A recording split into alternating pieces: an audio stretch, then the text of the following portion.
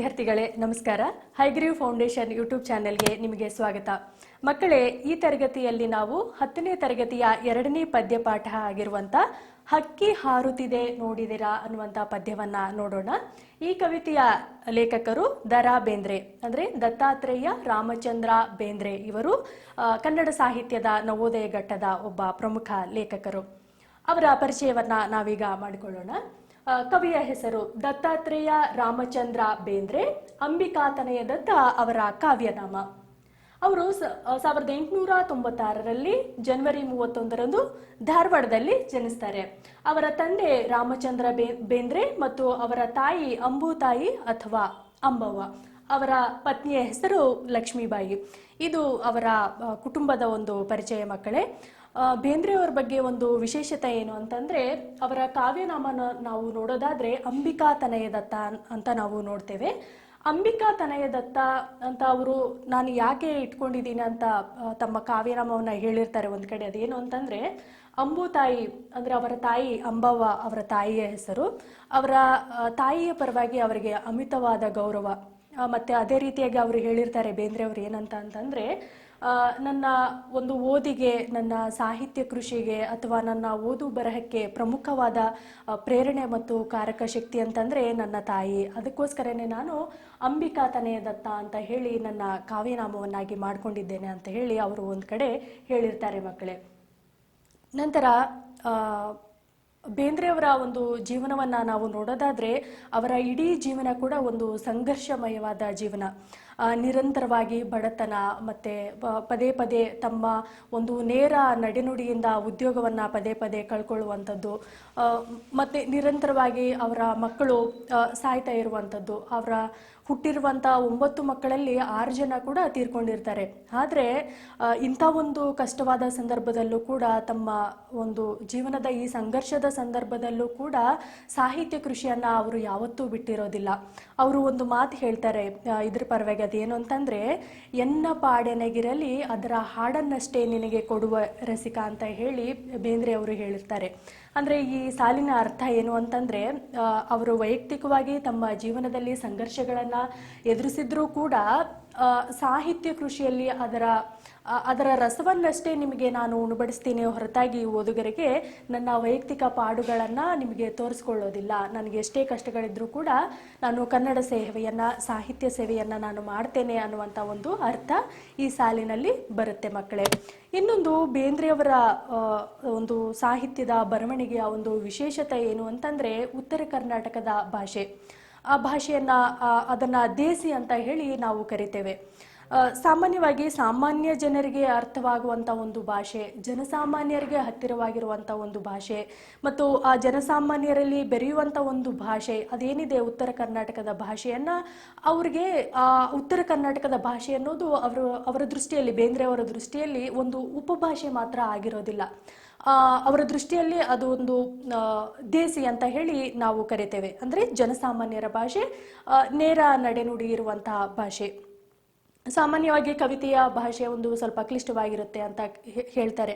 ಆದರೆ ಬೇಂದ್ರೆಯವರ ಕವಿತೆಗಳನ್ನ, ಪದ್ಯಗಳನ್ನ ಓದಬೇಕಾದ್ರೆ ತುಂಬಾ ಸರಳ ಮತ್ತು ನೇರ ಅರ್ಥವಾಗುವಂತ ಒಂದು ಕಾವ್ಯ ಭಾಷೆ ಅವರದು ಅನ್ನುವಂಥ ಒಂದು ಪ್ರತೀತಿ ಇದೆ ಮಕ್ಕಳೇ. ಇದು ಬೇಂದ್ರೆಯವರ ವಿಶೇಷತೆ. ಅವರ ಸಾಹಿತ್ಯ ಕೃಷಿಯನ್ನ ನಾವೀಗ ನೋಡೋಣ, ಅಂದ್ರೆ ಅವರ ಸಾಹಿತ್ಯ ಕೃತಿಗಳನ್ನ ನೋಡೋಣ. ಅವರು ಪ್ರಮುಖವಾಗಿ ಕವಿ, ನಾಟಕಕಾರ ಮತ್ತು ಶ್ರೇಷ್ಠ ವಿಮರ್ಶಕ, ಅನುವಾದಕ ಕೂಡ ಹೌದು. ಅವರ ಕವನ ಸಂಕಲನಗಳನ್ನ ನಾವು ನೋಡೋದಾದ್ರೆ, ಗರಿ, ಕೃಷ್ಣಕುಮಾರಿ, ಉಯ್ಯಾಲೆ, ಸಖಿ ಗೀತೆ, ನಾದಲೀಲೆ. ಅವರ ಬೇಂದ್ರೆಯವರ ಹಲವಾರು ಕವನ ಸಂಕಲನಗಳು ಇದೆಯಾದ್ರೂ ಕೂಡ ಈ ಗರಿ, ಕೃಷ್ಣಕುಮಾರಿ, ಉಯ್ಯಾಲೆ, ಸಖಿಗೀತೆ, ನಾದಲೀಲೆ ಇವು ಪ್ರಮುಖವಾಗಿರುವಂತ ಕವನ ಸಂಕಲನಗಳು. ಅದೇ ರೀತಿಯಾಗಿ ನಾಟಕಗಳನ್ನ ನೋಡೋದಾದ್ರೆ, ಸಾಯೋ ಆಟ, ದೆವ್ವದ ಮನೆ, ಹೊಸ ಸಂಸಾರ ಇವು ಅವರ ಪ್ರಮುಖ ನಾಟಕಗಳು. ಅದೇ ರೀತಿಯಾಗಿ ಅವರ ವಿಮರ್ಶೆಯ ಕೃಷಿಯನ್ನ ನೋಡೋದಾದ್ರೆ ಅವರ ಕೃತಿಗಳು ನಿರಾಭರಣ ಸುಂದರಿ ಮತ್ತು ಸಾಹಿತ್ಯ ವಿರಾಟ್ ಸ್ವರೂಪ ಅನ್ನುವಂಥದ್ದು ಅವರ ವಿಮರ್ಶಾ ಕೃತಿಗಳು.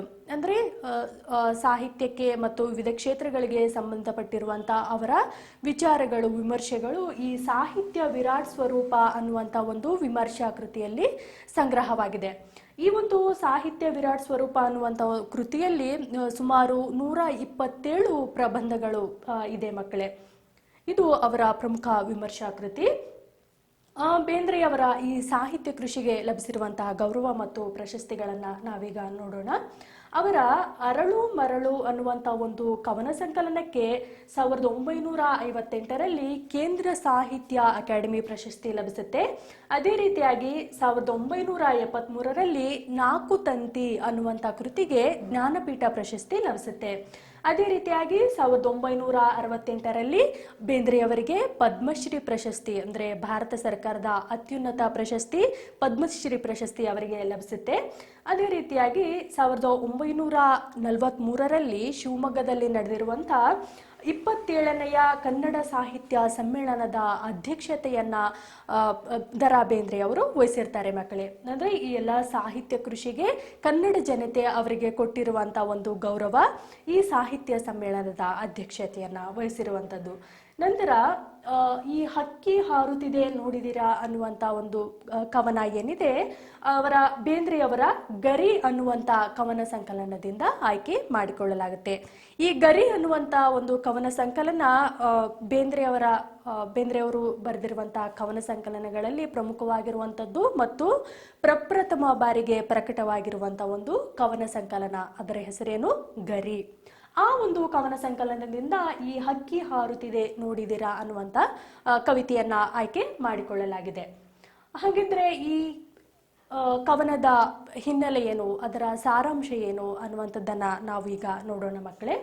ಈ ಹಕ್ಕಿ ಹಾರುತ್ತಿದೆ ನೋಡಿದಿರಾ ಅನ್ನುವಂಥ ಒಂದು ಕವನ ಏನಿದೆ, ಅದೊಂದು ಭಾವಗೀತೆ ಪ್ರಕಾರಕ್ಕೆ ಸೇರಿರುವಂಥದ್ದು. ಏನು ಭಾವಗೀತೆ ಅಂತಂದ್ರೆ, ಕವಿಯೊಬ್ಬ ತನಗೆ ಆಗಿರುವಂತ ವೈಯಕ್ತಿಕ ಅನುಭವಗಳು ಅಥವಾ ಸಮಾಜದ ಪರವಾಗಿ ತನಗೆ ಆಗಿರುವಂತ ಅನುಭವಗಳನ್ನ ಒಂದು ಕವಿತೆಯ ಮೂಲಕ ವ್ಯಕ್ತಪಡಿಸಿರುವಂತ ಒಂದು ಗೀತೆ.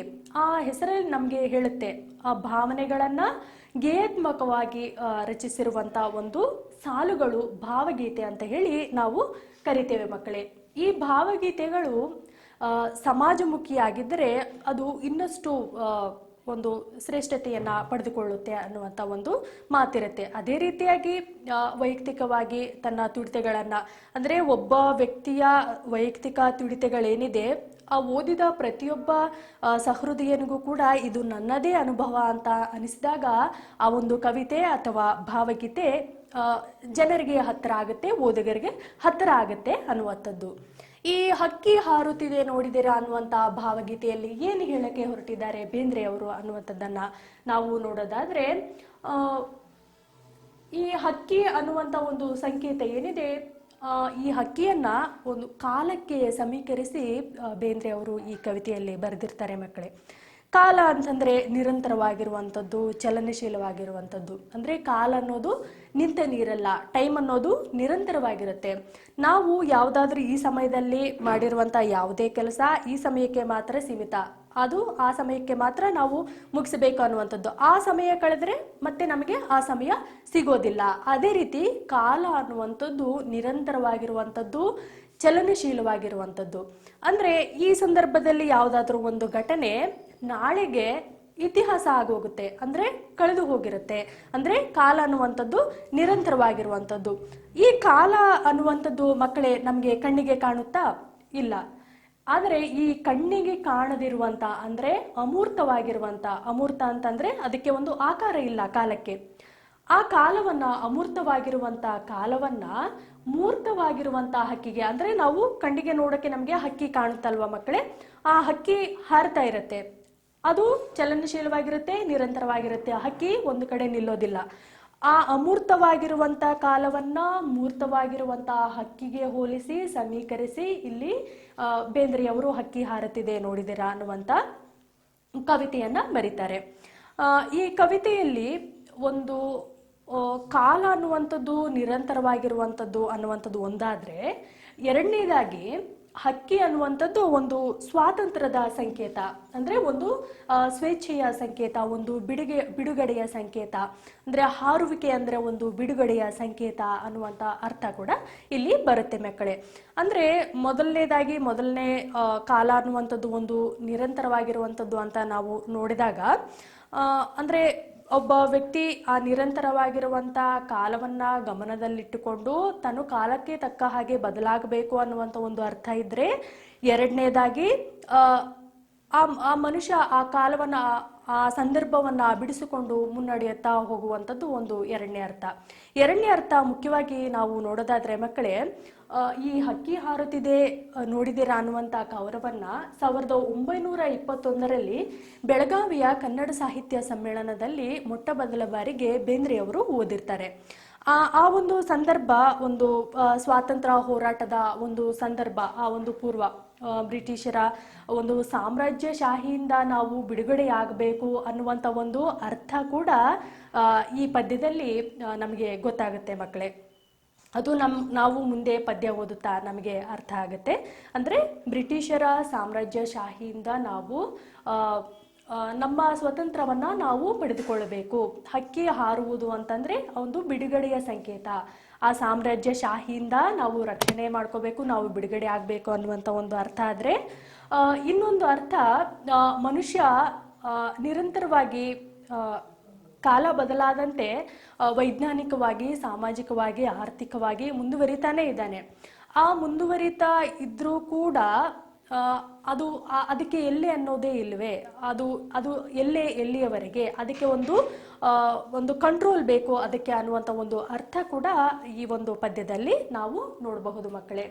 ಇದು ಹಕ್ಕಿ ಹಾರುತ್ತಿದೆ ನೋಡಿದಿರಾ ಅನ್ನುವಂಥ ಕವನದ ಒಂದು ಹಿನ್ನೆಲೆ. ಈಗ ನಾವು ಕವಿತೆಯನ್ನ ಓದೋದರ ಮೂಲಕ ಇದನ್ನು ಇನ್ನಷ್ಟು ಸ್ಪಷ್ಟ ಮಾಡಿಕೊಳ್ಳೋಣ ಬನ್ನಿ. ಪದ್ಯಪಾಠ 2, ಹಕ್ಕಿ ಹಾರುತ್ತಿದೆ ನೋಡಿದಿರಾ. ಕವಿ ದ.ರಾ. ಬೇಂದ್ರೆ, ದತ್ತಾತ್ರೇಯ ರಾಮಚಂದ್ರ ಬೇಂದ್ರೆ. ಇರುಳಿರುಳಳಿದು ದಿನ ದಿನ ಬೆಳೆಗೆ, ಸುತ್ತಮುತ್ತಲು ಮೇಲೆ ಕೆಳಗೆ, ಗಾವುದ ಮುಂದೆ, ಎವೆ ತೆರೆದಿಕ್ಕುವ ಹೊತ್ತಿನ ಒಳಗೆ, ಹಕ್ಕಿ ಹಾರುತ್ತಿದೆ ನೋಡಿದಿರಾ. ಕರಿನರೆ ಬಣ್ಣದ ಪುಚ್ಚಗಳುಂಟು, ಬಿಳಿಹೊಳೆ ಬಣ್ಣದ ಗರಿಗರಿಯುಂಟು, ಕೆನ್ನನ ಹೊನ್ನನ ಬಣ್ಣಗಳ ರೆಕ್ಕೆಗಳೆರಡೂ ಪಕ್ಕದಲ್ಲುಂಟು, ಹಕ್ಕಿ ಹಾರುತ್ತಿದೆ ನೋಡಿದಿರಾ. ನೀಲ ಮೇಘ ಮಂಡಲ ಸಮಬಣ್ಣ, ಮುಗಿಲಿಗೆ ರೆಕ್ಕೆಗಳೊಡೆದವೋ ಅಣ್ಣ, ಚಿಕ್ಕೆಯ ಮಾಲೆಯ ಸೆಕ್ಕಿಸಿಕೊಂಡು ಸೂರ್ಯ ಚಂದ್ರರನ್ನು ಮಾಡಿದೆ ಕಣ್ಣ, ಹಕ್ಕಿ ಹಾರುತ್ತಿದೆ ನೋಡಿದಿರಾ. ನೋಡಿ, ಕೊನೆ ಸಾಲು ನಮಗೆ ಒಂದು ಪ್ರಶ್ನಾರ್ಥಕ ಚಿಹ್ನೆ ಇದೆ. ಆ ಕೊನೆಯ ಸಾಲು ಪ್ರಶ್ನಾರ್ಥಕ ಚಿಹ್ನೆ, ಹೇಳೋದ್ರ ಮೂಲಕ ಕವಿ ಪ್ರಶ್ನೆ ಮಾಡ್ತಾ ಇದ್ದಾರೆ. ಅಂದರೆ ಮೊದಲ 4 ಸಾಲುಗಳಲ್ಲಿ ಅದರ ಅರ್ಥವನ್ನ ನಾವು ನೋಡಿ ಕೊನೆಗೆ ಮತ್ತೆ ಪ್ರಶ್ನೆ ಮಾಡುವಂಥದ್ದು. ಇರುಳಿರುಳಳಿದು ದಿನ ದಿನ ಬೆಳಗ್ಗೆ, ಸುತ್ತಮುತ್ತಲು ಮೇಲಕ್ಕೆ ಕೆಳಗೆ. ಇರುಳಿರುಳಳಿದು ಅಂದರೆ ರಾತ್ರಿ ಕಳೆದು ಮತ್ತು ಹಗಲು ಬರುತ್ತೆ, ರಾತ್ರಿ ಹಗಲುಗಳು ನಿರಂತರವಾಗಿರುತ್ತೆ. ಇದೊಂದು ಕಾಲದ ಒಂದು ಸಂಕೇತ ಮತ್ತು ಹಕ್ಕಿಯ ಸಂಕೇತ ಕೂಡ. ಇರುಳಿರುಳಳಿದು ದಿನ ದಿನ ಬೆಳಗ್ಗೆ, ಸುತ್ತಮುತ್ತಲು ಮೇಲೆ ಕೆಳಗೆ, ಗಾವುದ ಮುಂದೆ. ಯಾವ ರೀತಿ ಹಕ್ಕಿ ಮುಂದೆ ಮುಂದೆ ಸಾಗ್ತಾ ಇರುತ್ತೋ, ಹಗಲು ರಾತ್ರಿಗಳು ಅದೇ ರೀತಿ ಕಳೀತಾ ಇರುತ್ತೆ. ಹಕ್ಕಿ ಕೂಡ ತನ್ನ ಪರಿಸರದಲ್ಲಿ ಮೇಲೆ ಕೆಳಗೆ ಪರಿಸರದ ಸುತ್ತಲೂ ಕೂಡ ಹಕ್ಕಿ ಚಲಿಸುತ್ತೆ. ಗಾವುದ ಮುಂದೆ ಅಂದ್ರೆ ಗಾವುದ ಅಂತಂದ್ರೆ ಒಂದು ನಿರಂತರವಾಗಿ, ಇಲ್ಲಿ ಅರ್ಥ ಇದೆ ನೋಡಿ ಮಕ್ಕಳೇ. ಗಾವುದ ಅಂತಂದ್ರೆ ದೂರವನ್ನು ಅಳೆಯುವ ಒಂದು ಪ್ರಮಾಣ, 4 ಹರಿದಾರಿ. ಈ ಗಾವುದ ಅಂದ್ರೆ ಈ ನಿರಂತರವಾಗಿ ಈ ರೀತಿ ಪಯಣ ಮಾಡಿರುವಂತಹ ಹಕ್ಕಿ, ಅದೇ ರೀತಿ ಕಾಲ ಕೂಡ ನಿರಂತರವಾಗಿರುತ್ತೆ. ಹಕ್ಕಿ ಹಾರುತ್ತಿದೆ ನೋಡಿದೀರಾ ಅಂತ ಹೇಳಿ ಪ್ರಶ್ನೆ ಮಾಡ್ತಾ ಇದ್ದಾರೆ. ಅಂದ್ರೆ ಹಗಲು ರಾತ್ರಿಗಳ ಕಳೆದು ಯಾವ ರೀತಿ ಕಾಲ ನಿರಂತರವಾಗಿರುತ್ತೆ, ಅದೇ ರೀತಿಯಾಗಿ ಹಕ್ಕಿ ಕೂಡ ಹಾರ್ತಾ ಇದೆ, ಕಾಲದ ಹಕ್ಕಿ ಹಾರ್ತಾ ಇದೆ ನೋಡಿದೀರಾ ಅಂತ ಹೇಳಿ ಕವಿ ಇಲ್ಲಿ ಕೇಳ್ತಾ ಇದ್ದಾರೆ. ಕರಿ ನರೆ ಬಣ್ಣದ ಪುಚ್ಚಗಳುಂಟು. ಕರಿ ಅಂತಂದ್ರೆ ಕಪ್ಪು, ನರೆ ಅಂತಂದ್ರೆ ಬಿಳಿ. ಕರಿನರೆ ಬಣ್ಣದ ಪುಚ್ಚಗಳುಂಟು. ನೋಡಿ ಮಕ್ಕಳೇ, ಇಲ್ಲಿ ಹಗಲು ರಾತ್ರಿ ಅನ್ನುವಂಥ ಒಂದು ಅರ್ಥ ಕೂಡ ಬರುತ್ತೆ. ಕರಿ ಅಂತಂದ್ರೆ ಕಪ್ಪು, ನರೆ ಅಂದ್ರೆ ಬಿಳಿ ಬಣ್ಣದ ಪುಚ್ಚಗಳುಂಟು, ಅಂದ್ರೆ ಪಕ್ಕದಲ್ಲಿ ಆ ಬಾಲದ ಹತ್ರ ಪುಚ್ಚಗಳುಂಟು ಅಂತ ಹೇಳಿ ಹೇಳ್ತಾ ಇದ್ದಾರೆ. ಬಿಳಿ ಹೊಳೆ ಬಣ್ಣದ ಗರಿ ಗರಿಯುಂಟು, ಆ ಬಿಳಿ ಬಣ್ಣದ ಒಂದು ರೆಕ್ಕೆಗಳು ಕೂಡ ಇದೆ, ಅದು ಗರಿ ಗರಿಯಾಗಿದೆ. ಕೆನ್ನನ ಹೊನ್ನನ ಬಣ್ಣ ಬಣ್ಣಗಳ ರೆಕ್ಕೆಗಳೆರಡು ಪಕ್ಕಗಳುಂಟು. ಮತ್ತೆ ಕೆಂಪು ಬಣ್ಣದ ಬಂಗಾರದ ಬಣ್ಣದ ರೆಕ್ಕೆಗಳೆರಡು ಪಕ್ಕದಲ್ಲುಂಟು, ಹಕ್ಕಿ ಹಾರುತ್ತಿದೆ ನೋಡಿದೀರಾ ಅಂತ ಹೇಳಿ ಹೇಳ್ತಾ ಇದ್ದಾರೆ. ನೋಡಿ ಮಕ್ಕಳೇ, ಇಲ್ಲಿ ಬಿಳಿ ಬಣ್ಣ ಅಂತ ಹೇಳಿ ಕವಿ ಹೇಳ್ತಾ ಇದ್ದಾರೆ. ಯಾವುದು? ಬಿಳಿ ಹೊಳೆ ಬಣ್ಣದ ಗರಿ ಗರಿ ಉಂಟು. ಈ ಬಿಳಿ ಬಣ್ಣ ಅಂತಂದ್ರೆ ಒಂದು ಬೆಳಕು, ಒಂದು ವರ್ತಮಾನದ ಸಂಕೇತ. ಅದಕ್ಕೂ ಮುಂಚೆ ಏನು ಹೇಳಿದ್ದಾರೆ? ಕರಿನೆರೆ ಬಣ್ಣದ ಅಂದ್ರೆ ಕತ್ತಲು, ಕಪ್ಪು ಬಿಳುಪು ಅಂದ್ರೆ ಹಗಲು ರಾತ್ರಿ. ನಂತರ ಬಿಳಿ ಅಂತಂದ್ರೆ ಅದು ಒಂದು ವರ್ತಮಾನದ ಸಂಕೇತ. ವರ್ತಮಾನ ಅಂತಂದ್ರೆ ನಾವು ಈ ಸದ್ಯದ ಸ್ಥಿತಿ, ಒಂದು ಬಿಳಿ, ಒಂದು ಪಾರದರ್ಶಕವಾಗಿರುವಂತಹ ಒಂದು ಸಂದರ್ಭ. ಕೆನ್ನನ ಹೊನ್ನನ ಬಣ್ಣ ಬಣ್ಣಗಳ ರೆಕ್ಕೆಗಳೆರಡು ಪಕ್ಕದಲ್ಲುಂಟು. ಕೆನ್ನ ಅಂತಂದ್ರೆ ಇಲ್ಲಿ ಕೆಂಪು ಬಣ್ಣ ಅನ್ನುವಂತ ಒಂದು ಅರ್ಥ ಆಗುತ್ತೆ. ಕೆನ್ನನ ಹೊನ್ನನ, ಕೆನ್ನ ಅಂತಂದ್ರೆ ಕೆಂಪು ಬಣ್ಣ, ಹೊನ್ನು ಅಂತೀವಿ ನೋಡಿ. ಹೊನ್ನು ಅಂದ್ರೆ ಬಂಗಾರದ ಬಣ್ಣ. ಅಂದ್ರೆ ಸೂರ್ಯೋದಯ ಮತ್ತೆ ಸೂರ್ಯಾಸ್ತ ಎರಡು ಬಣ್ಣಗಳು, ಒಂದು ಕೆಂಪು ಬಣ್ಣ, ಇನ್ನೊಂದು ಬಂಗಾರದ ಬಣ್ಣ. ಅವೆರಡೂ ಬಣ್ಣಗಳು ಅಂತಂದ್ರೆ ಸೂರ್ಯೋದಯ ಮತ್ತು ಸೂರ್ಯಾಸ್ತಗಳನ್ನ ಕಾಲ ಒಳಗೊಂಡಿರುತ್ತೆ. ಈ ಹಗಲು ರಾತ್ರಿಗಳನ್ನ ಈ ಹಗಲು ರಾತ್ರಿಗಳಿಗೆ ಸೂರ್ಯ ಯಾವ ರೀತಿ ಕಾರಣವಾಗಿರ್ತಾನೋ ಅದು ಒಂದು ಕಾಲದ ಸಂಕೇತ. ಆ ಕಾಲವನ್ನ ಹಕ್ಕಿಯಲ್ಲಿ ಹಿಡಿದಿಟ್ಟು ಇಲ್ಲಿ ಕವಿ ಹೇಳ್ತಾ ಇದ್ದಾರೆ. ಹಕ್ಕಿ ಹಾರುತ್ತಿದೆ ನೋಡಿದೀರಾ ಅಂತ ಹೇಳಿ ಮತ್ತೆ ಪ್ರಶ್ನೆ ಮಾಡ್ತಾ ಇದ್ದಾರೆ. ನೀಲಮೇಘಮಂಡಲ ಸಮಬಣ್ಣ, ಮುಗಿಲಿಗೆ ರೆಕ್ಕೆಗಳೊಡೆದವೋ ಅಣ್ಣ, ಚಿಕ್ಕೆಯ ಮಾಲೆಯ ಸಿಕ್ಕಿಸಿಕೊಂಡು ಸೂರ್ಯಚಂದ್ರರನ್ನು ಮಾಡಿದೆ ಕಣ್ಣ, ಹಕ್ಕಿ ಹಾರುತ್ತಿದೆ ನೋಡಿದಿರಾ. ನೀಲಮೇಘಮಂಡಲ ಸಮಬಣ್ಣ, ನೀಲ ಅಂತಂದ್ರೆ ನೀಲಿ ಬಣ್ಣ, ನೀಲಮೇಘಮಂಡಲ ಸಮಬಣ್ಣ ಅಂದ್ರೆ ಆಕಾಶದಲ್ಲಿ ಆಕಾಶದತ್ತ ನಾವು ನೋಡಿದಾಗ ಇಡೀ ಆಕಾಶ ನೀಲಿ ಬಣ್ಣದಾಗಿ ಕಾಣಿಸುತ್ತೆ. ಅಲ್ಲಿ ನಮಗೆ ಬೇರೆ ಬೇರೆ ಬಣ್ಣ ಕಾಣಿಸೋದಿಲ್ಲ.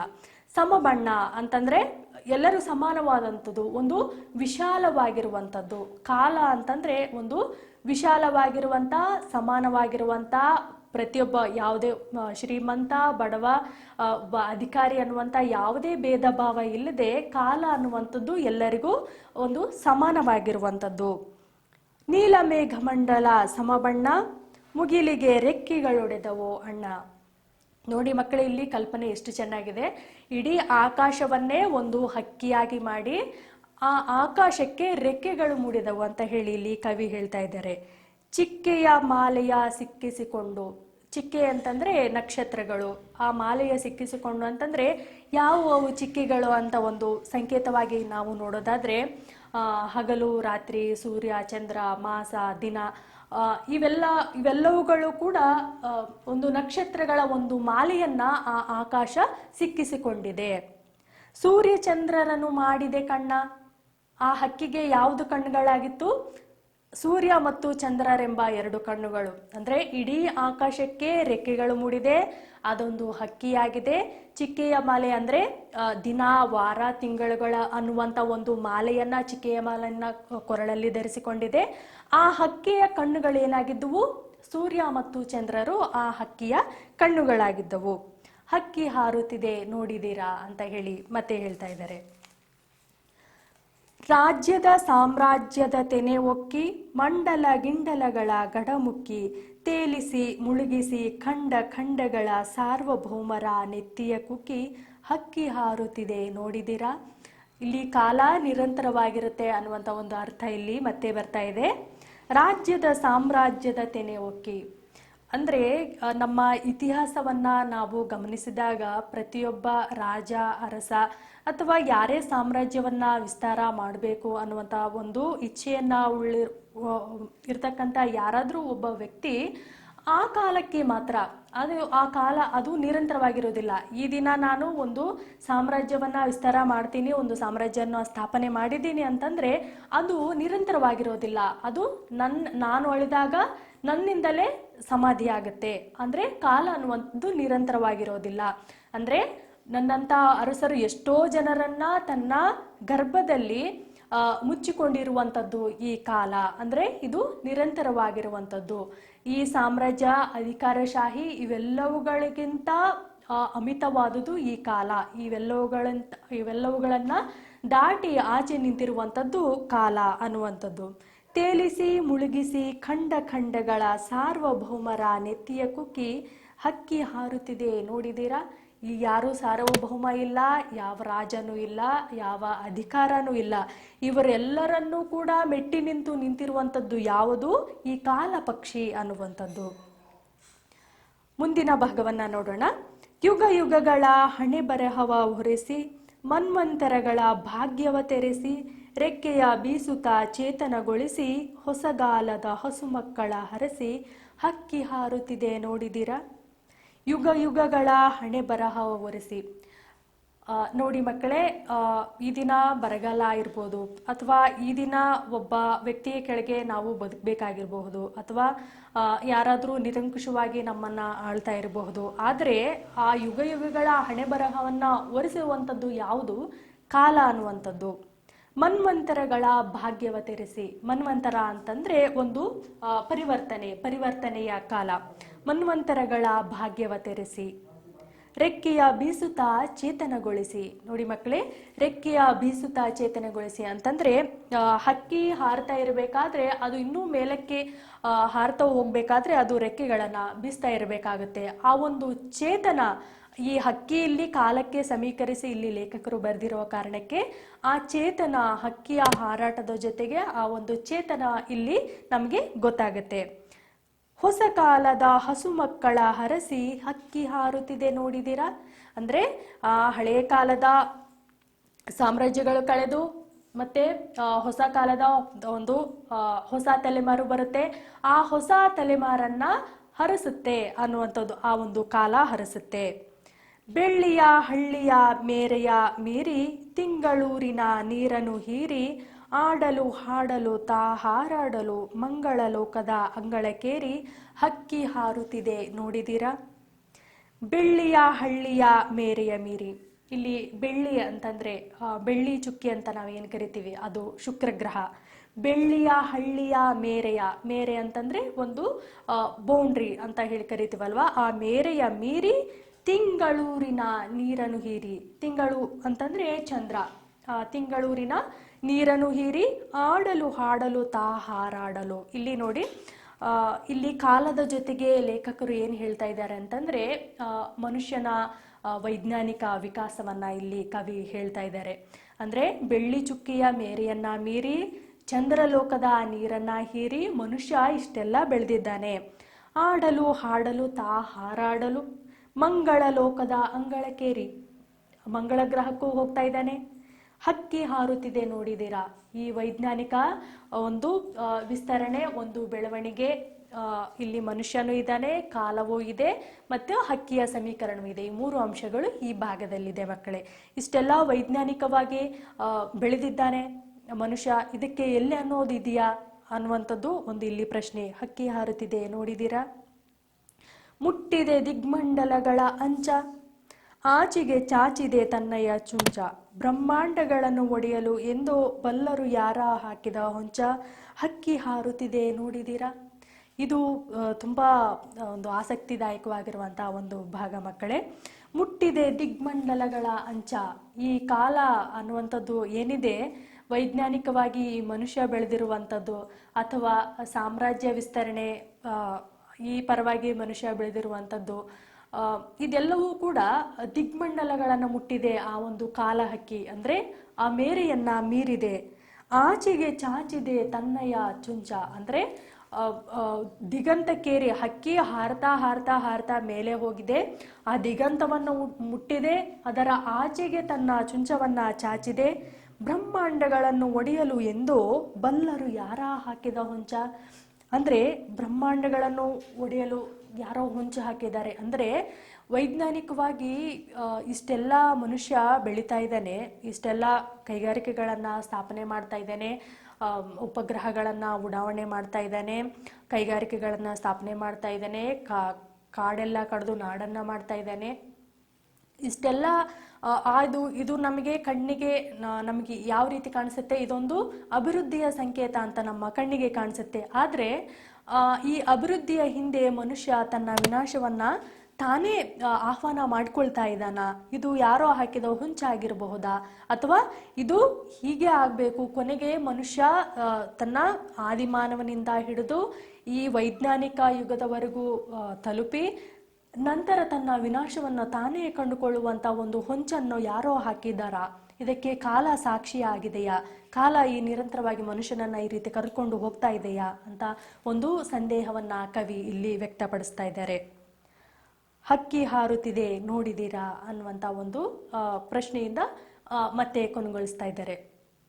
ಮಕ್ಕಳೇ, ನಮಗೆ ಇಲ್ಲಿ ಗೊತ್ತಾಗುತ್ತೆ ಏನು ಅಂತಂದ್ರೆ, ಒಂದು ನಾವು ಆಗಲೇ ನೋಡಿದ ಹಾಗೆ ಕಾಲದ ಜೊತೆಗೆ ಹಕ್ಕಿಯನ್ನ ಸಮೀಕರಿಸಿ ಕವಿತೆಯನ್ನ ಬರೆದಿರುವಂಥದ್ದು. ನಂತರ 1929ರಲ್ಲಿ ಈ ಪದ್ಯವನ್ನ ಬರೆದಿದ್ರು ಮತ್ತು ಬೆಳಗಾವಿಯ ಕನ್ನಡ ಸಾಹಿತ್ಯ ಸಮ್ಮೇಳನದ ಸಂದರ್ಭದಲ್ಲಿ ಈ ಕವಿತೆಯನ್ನ ಬೇಂದ್ರೆ ಅವರು ಓದಿದ್ರು. ನಾವು ಪಾಠದ ಆರಂಭದಲ್ಲಿ ಭಾವಗೀತೆಯ ಬಗ್ಗೆ ನಾವು ಮಾತಾಡಿದಾಗ ಮಕ್ಕಳೇ, ಅದು ಕವಿಯ ಒಬ್ಬ ವ್ಯಕ್ತಿಯ ಅನುಭವ ಏನಿದೆ, ಅದು ಸಮಾಜದ ಒಂದು ತಲ್ಲಣಗಳನ್ನ ಕೂಡ ಅದು ಅಭಿವ್ಯಕ್ತಿಪಡಿಸುವಂತೆ ಇರಬೇಕು ಅನ್ನುವಂಥದ್ದು. ಆಗ ಅದೊಂದು ಶ್ರೇಷ್ಠ ಕವಿತೆ ಆಗುತ್ತೆ, ಎಲ್ಲರ ಹೃದಯವನ್ನ ಮುಟ್ಟುತ್ತೆ ಅನ್ನುವಂಥದ್ದು. ಆ ಒಂದು ಹಿನ್ನೆಲೆಯಲ್ಲಿ ನಾವು ಇಷ್ಟೊತ್ತು ಓದಿದ ಈ ಕವಿತೆಯ ಸಾರಾಂಶವನ್ನ ನೋಡಿದಾಗ ನಮಗೆ ಅರ್ಥ ಆಗೋದು, ಈ ಕಾಲದ ಜೊತೆಗೆ ಮನುಷ್ಯ ನಿರಂತರವಾಗಿರ್ತಾನೆ. ವೈಜ್ಞಾನಿಕವಾಗಿ, ರಾಜಕೀಯವಾಗಿ, ಆರ್ಥಿಕವಾಗಿ ತುಂಬಾ ಎತ್ತರಕ್ಕೆ ಏರಿರ್ತಾನೆ. ಆದರೂ ಕೂಡ ತನ್ನ ವಿನಾಶವನ್ನ ತಾನೇ ಆಹ್ವಾನ ಮಾಡ್ಕೊಳ್ತಾನ ಅನ್ನುವಂಥದ್ದು ಒಂದು. ಮತ್ತು ಒಂದು ಅಧಿಕಾರಶಾಹಿಯನ್ನ ದೃಷ್ಟಿಯಲ್ಲಿರಿಸಿಕೊಂಡು ಇದನ್ನ ನಾವು ನೋಡೋದಾದ್ರೆ, ಈ ಪದ್ಯವನ್ನ ಓದಿದಂತ ಒಂದು ಅಧಿಕಾರಶಾಹಿ ವರ್ಗ ಅವ್ರಿಗೆ ಏನನ್ಸುತ್ತೆ, ಹೌದಲ್ಲಪ್ಪ, ಇದು ಯಾವುದು ಶಾಶ್ವತ ಅಲ್ಲ, ಇದು ನಶ್ವರವಷ್ಟೇ. ನಾವು ಇರುವಷ್ಟು ಕಾಲ ನಮ್ಮ ವ್ಯಾಪ್ತಿಯಲ್ಲಿರುವಂತಹ ಅಧಿಕಾರವನ್ನ ನ್ಯಾಯಯುತವಾಗಿ ಬಳಸಬೇಕಪ್ಪ ಅನ್ನುವಂಥ ಒಂದು ಭಾವನೆ ಅವ್ರ ಮನಸ್ಸಿಗೆ ಮೂಡುತ್ತೆ. ಇನ್ನೊಂದು, ನಾವು ತುಂಬಾ ಅಭಿವೃದ್ಧಿ ಆಗ್ತಾ ಇದ್ದೇವೆ, ನಾವು ತುಂಬಾ ವಿಕಾಸ ಆಗ್ತಾ ಇದ್ದೇವೆ, ನಾವು ದಿನದಿನಕ್ಕೂ ಬೆಳೀತಾ ಇದ್ದೇವೆ, ಆಕಾಶದ ಎತ್ತರಕ್ಕೆ ಏರ್ತಾ ಇದ್ದೇವೆ, ಚಂದ್ರಮಂಡಲಕ್ಕೆ ಹೋಗ್ತಾ ಇದ್ದೇವೆ, ಮಂಗಳ ಗ್ರಹಕ್ಕೆ ಕಾಲಿಡ್ತಾ ಇದ್ದೇವೆ. ಇದೆಲ್ಲವನ್ನು ನಾವು ಅಂದುಕೊಂಡಾಗ ನಾವು ಈ ಪದ್ಯವನ್ನು ಓದಿದಾಗ ನಮ್ಗೆ ಏನನ್ಸುತ್ತೆ, ನಮಗೂ ಅನ್ಸುತ್ತೆ ಏನಂತ, ಈ ಅಭಿವೃದ್ಧಿ ಅನ್ನುವಂಥದ್ದು ಶಾಶ್ವತ ಅಲ್ಲ, ನಶ್ವರ. ನಮ್ಮ ವಿನಾಶವನ್ನ, ಈ ಪ್ರಕೃತಿಯನ್ನ ನಾಶ ಮಾಡೋದ್ರ ಮೂಲಕ ನಮ್ಮ ವಿನಾಶವನ್ನ ನಾವೇ ಆಹ್ವಾನ ಮಾಡ್ಕೊಳ್ತಾ ಇದ್ದೇವೆ. ಇದು ಹೀಗಲ್ಲ, ನಮ್ಮ ಪ್ರಕೃತಿಯನ್ನ ನಾವು ಕಾಪಾಡಬೇಕು, ನಮ್ಮ ಮಿತಿಯಲ್ಲಿ ನಾವು ಬದುಕಬೇಕು ಅನ್ನುವಂಥ ಒಂದು ಅರ್ಥ ನಮ್ಮ ಮನಸ್ಸಿಗೆ ಬರುತ್ತೆ. ನಂತರ ಆ ಒಂದು ಸಂದರ್ಭದಲ್ಲಿ ಅದೇ 1929ರ ಸಂದರ್ಭದಲ್ಲಿ ಇಡೀ ಭಾರತೀಯರು ಅಥವಾ ಕನ್ನಡಿಗರು ನಾವು ಈ ಕವಿತೆಯನ್ನು ಓದಿದಾಗ ಆಗಿನ ಕಾಲಕ್ಕೆ ಅವ್ರಿಗೆ ಏನು ಅನ್ಸಿರ್ಬೋದು, ಹೌದಲ್ವಾ, ಸಾಮ್ರಾಜ್ಯ ಅನ್ನುವಂಥದ್ದು ನಶ್ವರ, ಅದು ಶಾಶ್ವತ ಅಲ್ಲ. ಈ ಬ್ರಿಟಿಷ್ ಸಾಮ್ರಾಜ್ಯದಿಂದ, ಈ ಸಾಮ್ರಾಜ್ಯ ಶಾಹಿಯಿಂದ ನಮಗೆ ಸ್ವತಂತ್ರ ಬೇಕಲ್ವಾ, ನಮ್ಮದೇ ಒಂದು ಪ್ರಭುತ್ವವನ್ನು ನಾವು ಸ್ಥಾಪನೆ ಮಾಡ್ಕೋಬೇಕಲ್ವಾ, ನಾವೆಲ್ಲರೂ ಒಂದೇ ಅಲ್ವಾ ಅನ್ನುವಂಥ ಒಂದು ಭಾವ ಆ ಕಾಲಕ್ಕೆ ಈ ಕವಿತೆಯನ್ನ ಓದಿರುವಂಥವರಿಗೆ ಮೂಡಿಸ್ಬೋದು. ಆದರೆ ಆ ಕಾಲಕ್ಕೆ ಬರೆದಿರುವಂತಹ ಕವಿತೆ ನಮಗೆ ಈ ಕಾಲಕ್ಕೆ ಈ ದಿನ ಓದಿದಾಗಲೂ ಕೂಡ ನಮಗೆ ಪ್ರಸ್ತುತ ಅನಿಸ್ತಾ ಇದೆ. ಈ ವೈಜ್ಞಾನಿಕವಾಗಿ ನಾವು ಇನ್ನೂ ಬೆಳೀತಾ ಇದ್ದೇವೆ, ಇನ್ನೂ ಮುಂದುವರಿತಾ ಇದ್ದೇವೆ. ಕೊನೆಗೆ ಮನುಷ್ಯನಿಗೆ ಇನ್ನೂ ಕೆಲವು ವರ್ಷಗಳಿಗೆ ಮನುಷ್ಯನಿಗೆ ಕುಡಿಯೋದಕ್ಕೆ ನೀರು ಕೂಡ ಸಿಗೋದಿಲ್ಲ, ಹಕ್ಕಿಗಳು ನೋಡೋಣ ಅಂದ್ರೂ ಸಿಗೋದಿಲ್ಲ ಅನ್ನುವಂಥ ಒಂದು ವಿಜ್ಞಾನಿಗಳು ಹೇಳ್ತಾ ಇದ್ದಾರೆ. ಅಂದ್ರೆ ಈ ಪದ್ಯ ನಮಗೆ ಇಂದಿಗೂ ಕೂಡ ಪ್ರಸ್ತುತ ಆಗುತ್ತೆ. ನಮಗೆ ಈ ಪದ್ಯವನ್ನ ಈಗ ಓದಿದಾಗ ನಮಗೆ ಏನನ್ಸುತ್ತೆ, ಹೌದಪ್ಪ, ಈ ಅಭಿವೃದ್ಧಿ ಅನ್ನುವಂಥದ್ದು ಶಾಶ್ವತ ಅಲ್ಲ, ನಮ್ಮ ಮಿತಿಯೊಳಗೆ ನಾವು ಬದುಕಬೇಕು, ನಮ್ಮ ಸಂಪನ್ಮೂಲಗಳನ್ನ, ನೈಸರ್ಗಿಕ ಸಂಪನ್ಮೂಲಗಳನ್ನ ನಾವು ಮುಂದಿನ ತಲೆಮಾರಿಗೆ ನಾವು ರವಾನಿಸಬೇಕು ಅಂತ ಹೇಳಿ ಆ ಒಂದು ಭಾವ ನಮಗೆ ಮೂಡುತ್ತೆ. ಅಂದ್ರೆ ಕಾಲ ಪ್ರವಾಹ ನಿರಂತರವಾಗಿರ್ತಾ ಇದೆ, ಕಾಲಕ್ಕೆ ತಕ್ಕಂತೆ ಮನುಷ್ಯನೂ ಬದಲಾಗ್ತಾ ಇದ್ದಾನೆ. ಆದರೆ ಆ ಕಾಲದ ಎಲ್ಲೆಯನ್ನ ಮೀರದೆ ಆ ಒಂದು ಸಮಾಜದ ಆ ಒಂದು ಮಿತಿಯೊಳಗೆ ನಾವು ಬದುಕಬೇಕು ಅನ್ನುವಂಥ ಒಂದು ಭಾವ ಈ ಭಾವಗೀತೆಯಿಂದ, ಈ ಹಕ್ಕಿ ಹಾರುತ್ತಿದೆ ನೋಡಿದಿರಾ ಅನ್ನುವಂಥ ಭಾವಗೀತೆಯಿಂದ ನಮಗೆ ಅರ್ಥ ಆಗುತ್ತೆ ಮಕ್ಕಳೇ. ಇದು ಬೇಂದ್ರೆಯವರ ಒಂದು ಕಾವ್ಯ ಭಾಷೆ ಮತ್ತು ಅವರ ಕವಿತೆಯ ಒಂದು ವಸ್ತು. ಇದೇ ರೀತಿಯಾಗಿ ದತ್ತಾತ್ರೇಯ ರಾಮಚಂದ್ರ ಬೇಂದ್ರೆಯವರ ಇತರ ಕವನಗಳನ್ನು ಕೂಡ ನೀವು ಓದಿ ಮಕ್ಕಳೇ. ಅವರ ಗರಿ ಕವನ ಸಂಕಲನದಲ್ಲಿರುವ ಎಲ್ಲ ಕವಿತೆಗಳನ್ನು ಓದಿ. ಮತ್ತೆ ಅದೇ ರೀತಿಯಾಗಿ ಇನ್ನೊಂದು ನಿಮಗೆ ಕೆಲಸ ಏನು ಅಂತಂದರೆ, ಜ್ಞಾನಪೀಠ ಪ್ರಶಸ್ತಿ ಪುರಸ್ಕೃತರು ಒಟ್ಟು ಮಿಕ್ಕ ಇನ್ನು ದ.ರಾ ಬೇಂದ್ರೆಯವರನ್ನು ಉಳಿದ ಜ್ಞಾನಪೀಠ ಪ್ರಶಸ್ತಿ ಪುರಸ್ಕೃತರ ಬಗ್ಗೆಯೂ ಕೂಡ ನೀವು ತಿಳಿದುಕೊಳ್ಳುವ ಅಗತ್ಯ ಇದೆ ಮಕ್ಕಳೇ. ಮುಂದಿನ ತರಗತಿಯಲ್ಲಿ ಮತ್ತೆ ಭೇಟಿಯಾಗೋಣ. ವಂದನೆಗಳು. ನಾವು ಮಾಡ್ತಾ ಇರೋ ವಿಡಿಯೋಗಳು ನಿಮ್ಗೆ ಇಷ್ಟ ಆಗಿದ್ದಲ್ಲಿ ಲೈಕ್ ಮಾಡಿ, ಶೇರ್ ಮಾಡಿ, ಸಬ್ಸ್ಕ್ರೈಬ್ ಮಾಡಿ. ಪಕ್ಕದಲ್ಲಿರೋ ಬೆಲ್ ಐಕನನ್ನು ಕ್ಲಿಕ್ ಮಾಡಿದ್ರೆ ನಾವು ಮಾಡೋ ವಿಡಿಯೋಗಳ ನೋಟಿಫಿಕೇಶನ್ ನಿಮಗೆ ಮೊದಲು ಬರ್ತದೆ. ಯಾವುದೇ ರೀತಿ ಸಂದೇಹಗಳಿದ್ರೆ ಕಮೆಂಟ್ ಸೆಕ್ಷನಲ್ಲಿ ತಿಳಿಸಿ. ಹಾಗೆ ಈ ತರಗತಿಗಳು ಹೆಚ್ಚಿನ ವಿದ್ಯಾರ್ಥಿಗಳಿಗೆ ತಲುಪುವಂತೆ ಶೇರ್ ಮಾಡಿ.